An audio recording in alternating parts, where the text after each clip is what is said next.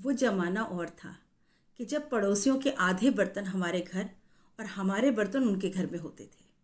वो ज़माना और था कि जब पड़ोस के घर की बेटी पीहर आती थी तो सारे मोहल्ले में रौनक हो जाती थी। जब गेहूं साफ करना किटी पार्टी सा हुआ करता था।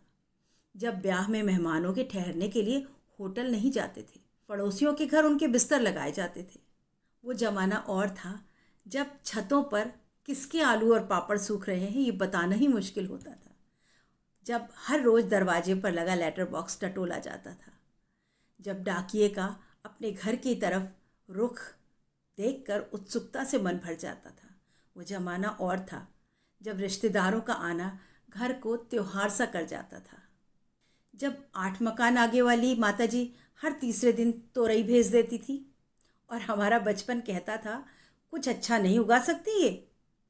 वो ज़माना और था कि जब मोहल्ले के सारे बच्चे हर शाम हमारे घर में ओम जय जगदीश हरे गाते थे और फिर हम उनके घर नमोकार मंत्र गाते थे। कि जब बच्चे के हर जन्मदिन पर महिलाएं बधाइयाँ गाती थी और बच्चा गले में फूलों की माला लटकाए अपने आप को शहंशाह समझता था। जब बुआ और मामा जाते समय जबरन हमारे हाथों में पैसे पकड़ाते थे और बड़े आपस से ही मना करने और देने की बहस में एक दूसरे को अपनी सौगंध देते थे। वो ज़माना और था जब शादियों में स्कूल के लिए खरीदे काले नए चमचमाते जूते पहनते थे हम बड़े शान से। जब छुट्टियों में हिल स्टेशन नहीं मामा के घर जाते थे, नानी के घर जाते थे और अगले साल तक के लिए यादों का पिटारा घर भर के ले आते थे। जब स्कूलों में शिक्षक हमारे गुण नहीं हमारी कमियां बताते थे। जब शादी के निमंत्रण के साथ पीले चावल आया करते थे। जब बिना हाथ धोए पानी की मटकी छूने की इजाज़त नहीं थी। वो ज़माना और था जब गर्मियों की शामों को छतों पर छिड़काव किया जाता था। जब सर्दियों की गुनगुनी धूप में छत पर बैठकर स्वेटर बुने जाते थे और हर सिलाई पर नया किस्सा सुनाया जाता था।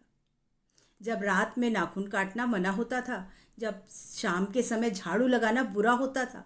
वो ज़माना और था जब बच्चे की आंख में काजल और माथे पर नज़र का टीका लगा होता था।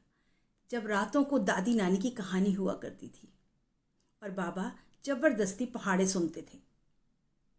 जब कज़न नहीं सभी भाई बहन हुआ करते थे। वो ज़माना और था। वो ज़माना और था जब डीजे नहीं ढोलक की थाप पर लगा करते थे ठुमके। जब गले सुरीले होना ज़रूरी नहीं था, दिल खोल कर बन्ना बन्नी गाए जाते थे। जब शादी में एक दिन का महिला संगीत नहीं होता था, 8-10 दिन तक गाने गाए जाते थे। वो ज़माना और था जब बिना एसी रेल का लंबा सफ़र पूड़ी आलू और अचार के साथ बेहद सुहाना लगता था। वो ज़माना और था जब चंद खट्टे बेरों के स्वाद के आगे कटीली झाड़ियों की चुभन भूल जाया करते थे। वो ज़माना और था कि जब सबके घर अपने लगते थे, बिना घंटी बजाए बेतकल्लुफ़ी से किसी भी पड़ोस के घर में घुस जाते थे। वो ज़माना और था कि जब पेड़ों की शाखें हमारा बोझ उठाने को बेचैन हुआ करती थी, तोड़ तोड़ कर आम खाते थे। वो ज़माना और था जब एक लकड़ी से पहिए को लंबी दूरी तक संतुलित करना विजय की मुस्कान भर देता था। कि जब गिल्ली डंडा चंगापो सतोलिया और कंचे दोस्ती के पुल हुआ करते थे। वो ज़माना और था कि जब हम डॉक्टर को दिखाने कम जाते थे, डॉक्टर हमारे घर आते थे। डॉक्टर साहब का बैग उठाकर उन्हें छोड़कर आना तहजीब हुआ करती। तब इमली और कैरी खट्टी नहीं मीठी लगती थी। वो ज़माना और था जब बड़े भाई बहनों के छोटे हुए कपड़े खजाना सा लगता था। कि जब लू भरी दोपहरी में नंगे पांव गलियों में दौड़ पड़ते थे।